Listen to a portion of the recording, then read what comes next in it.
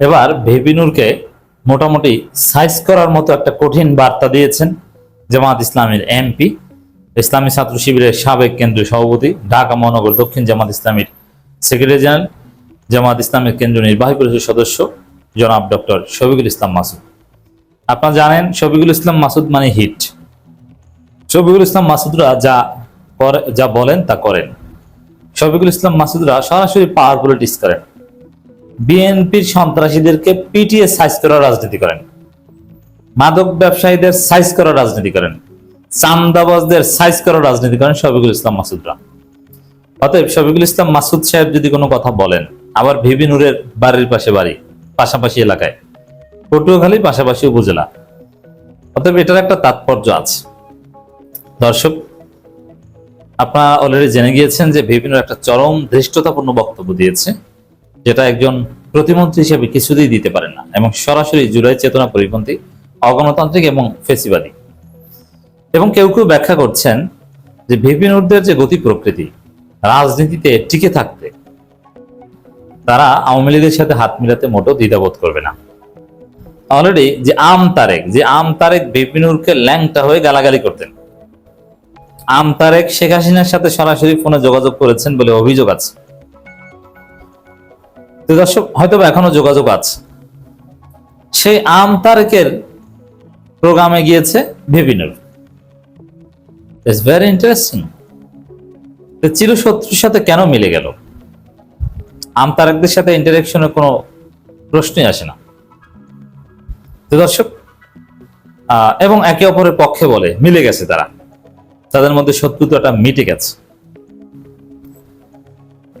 এটা থেকে অনেকে ব্যাখ্যা করছেন, বা এটা হতে পারে যে ভিপি নূরদের যেহেতু রাজনীতি নাই, জনগণের সামনে মুখ দেখানোর কোনো রাস্তা নাই, ফেসবুকে কিছু একটা লিখতে পারেন না, লজ্জায় কমেন্টে গালাগালির বন্যা, একজনও কমেন্টে তাদের পক্ষে পাওয়া যায় না, আর 95% হাহা রিয়াক্ট। কি একটা অবস্থা! তো এই পরিস্থিতিতে এটা হচ্ছে, মানে আপনি 95% হাহা রিয়াক্ট খাওয়া মানে আপনি মুখ দেখাতে পারেন না সমাজে। ভার্চুয়াল জগতে এই বিষয়টা আমাদের বাস্তব সমাজের সাথে তুলনা করলে এরকমই দাঁড়ায়, অ্যানালজি করলে। এই জন্য ভিপি নূররা বাধ্য হয়ে আওয়ামী লীগের সাথে হাত মিলাতে পারেন। আওয়ামী লীগকে পুনর্বাসনের, অলরেডি আওয়ামী লীগকে পুনর্বাসন করেছেন, এটা ইলিয়াসের ভিডিওতে স্পষ্ট হয়েছে। আরো করতে পারেন, যেহেতু আওয়ামী লীগ একটা বড় শক্তি, নিষিদ্ধ। এই জন্যে জামাতের সাথে মোকাবেলা করতে আওয়ামী লীগকে ডেকে এনে, আওয়ামী লীগকে সাথে নিয়ে জামাতকে সাইজ করার একটা উদ্যোগ, রাজনীতি এই ভিপি নূর, আম তারেক এটা করতে পারে। এখানে আরো অনেক ভিতরের হিসাব নিকাশ আছে। যেমন তারেক রহমান বিএনপি চাইলেও আওয়ামী লীগকে পুনর্বাসন বা এগুলো করতে পারবে না, এটা দৃষ্টিকটু। জামাতের সাথে বিএনপি একটা আন্ডারস্ট্যান্ডিং আছে। এ কারণে জামাতকে সাইজ করার অনেক কাজ হতে পারে তারেক রহমান এই ভিপি নূর, আম তারেক এদের মাধ্যমে করাবে। যেমন রাশেদকে সচিব মর্যাদায় প্রধানমন্ত্রীর রাজনৈতিক সহকারী নিয়োগ দিয়েছেন মূলত জামাতকে গালাগালি করার জন্য, যে ওই কাজটা তো প্রধানমন্ত্রী কিংবা বিএনপির লোকজন পারে না, খারাপ দেখায়। আর রাশেদদের তো ব্যক্তিত্ব নাই, স্যাসরা। অতএব এই রাশেদরা এই গালাগালিটা করুক। দর্শক, এই যে হিসাব নিকাশ এতক্ষণ বললাম যে কেন আওয়ামী লীগের সাথে ওরা হাত মিলাতে পারে, কোন যুক্তিতে, এই যুক্তি থেকেই বা এই হিসাব নিকাশ থেকেই জামাত শিবিরকে নিষিদ্ধ করার দাবি করার মতো ধৃষ্টতা দেখিয়েছে ভিপি নূর। এখন জামাত তো আর আঙ্গুল চষে না। জামাত নিষিদ্ধ দল থেকে 4 দিনের মধ্যে, হিরো তো এমনি এমনি হয়নি, নিষিদ্ধ দল থেকে প্রায় ক্ষমতায় চলে গিয়েছিল। ডিপ স্টেট, ভারত আমেরিকা ষড়যন্ত্র না করলে, আওয়ামী হিন্দু ভোটের সমীকরণ না থাকলে তো জামাত 12 ফেব্রুয়ারি নির্বাচনে ক্ষমতায় চলে গিয়েছিল। যেতে পারেনি, যেভাবে হোক ডিপ স্টেট ঠেকিয়ে দিয়েছে, এবং আরো কিছু সুইং ভোটার বা আরো কিছু ভোটের হিসাব নিকাশে জামাত হেরে গিয়েছে। অতএব এই নিষিদ্ধ থেকে এই পর্যায়ে জামাত এসেছে, এমনি এমনি তো আসে নাই। জামাতের হাজারো দুর্বলতা নিয়ে আমরা সমালোচনা করি, বাট তাদের মধ্যে কিছু একটা না থাকলে তো প্রধান বিরোধী দল হতে পারে না, এবং শক্তিশালী প্রধান বিরোধী দল বিএনপিকে সমীহ করে চলতে হয়। ছাত্র দল এখন পর্যন্ত কোনো ক্যাম্পাস দখল করতে পারেনি। অবশ্যই জামাত শিবিরের মধ্যে কিছু আছে বলেই ইটস পসিবল। তো দর্শক, এই জায়গায় জামাতও ওইরকম আনুষ্ঠানিকভাবে ভিপি নূরকে জামাত ডিল করবে এটা কুফু হয় না। যেমন ভিপি নূরের বক্তব্যের জবাব আমিরে জামাত কিংবা সেক্রেটারি জেনারেল দিবেন, এটা কুফু হয় না, সামঞ্জস্য হয় না।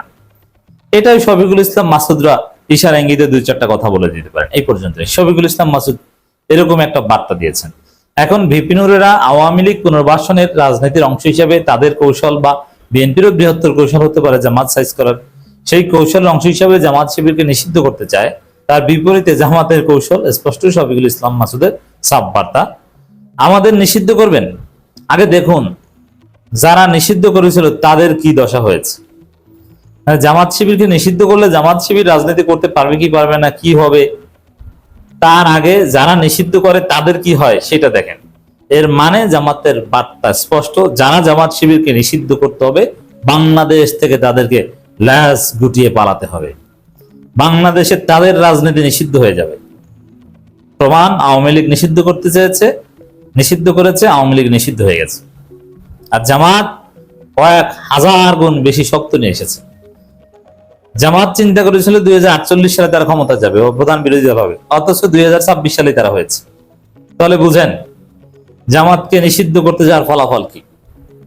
ভিপি নূরেরা যদি জামাতকে নিষিদ্ধ করতে চায় এর ফলাফল হবে ভিপি নূরেরা নিষিদ্ধ হয়ে বাংলাদেশ থেকে পালাতে হবে। এমনকি আওয়ামী লীগ আসবে না, এই বিএনপি ক্ষমতায় থাকা অবস্থায় এটা সম্ভব। কারণ ভিপি নূর দুর্নীতির যে নেট চারদিকে বিস্তার করেছেন এবং দুর্নীতির প্রমাণ, আওয়ামী লীগ পুনর্বাসনের যেসব প্রমাণ সাংবাদিক ইলিয়াস উত্থাপন করেছেন, নানান গোষ্ঠী ডেফিনেটলি এটা কাজে লাগাবে।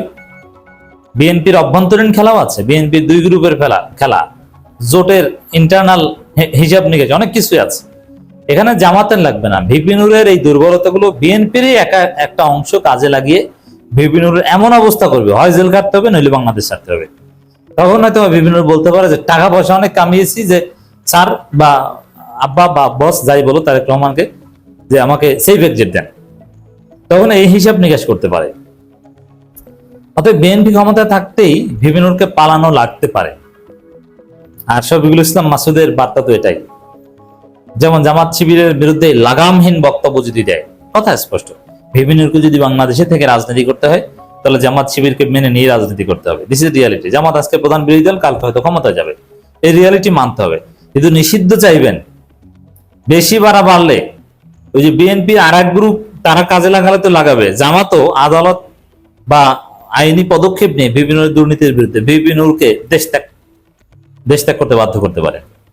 জেল খাটার চাইতে তিনি ভাববেন যে তার চাইতে আমি বিদেশ যাই, জীবনে যা কামিয়েছি এত দরকার নেই।